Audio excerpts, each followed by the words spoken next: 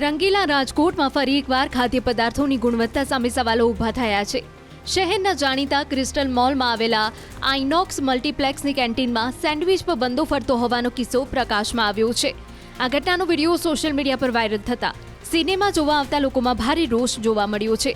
ઉલ્લેખનીય છે કે ફિલ્મ જોવા માટે ગયેલા એક ગ્રાહકે આ ઘટનાનો વિડીયો બનાવ્યો છે, જેમાં જોઈ શકાય છે કે ડિસ્પ્લેમાં રાખવામાં આવેલી સેન્ડવિચ વચ્ચેથી એક બંદો બહાર આવે છે અને ત્યારબાદ આમ તેમ ફરી રહ્યો છે. જો કે આ ઘટના અંગેની જાણ થતાં કેન્ટીનના ચાલકે લૂલો બચાવ કર્યો હતો અને આ સેન્ડવિચ માત્ર ડિસ્પ્લે માટે હોવાનું રટણ કર્યું હતું. મહત્વનું છે કે વધુ નફો કમાવાની લાલસામાં કેટલાક વેપારીઓ દ્વારા ગ્રાહકોના સ્વાસ્થ્ય સાથે ચેડા કરવામાં આવતા હોય છે. ત્યારે હવે ડિસ્પ્લેમાં મુકાયેલ સેન્ડવિચમાં જીવતો બંદો જોવા મળતા તંત્ર દ્વારા કાર્યવાહી કરવામાં આવે તેવી લોકોએ માંગ ઉચ્ચારી છે.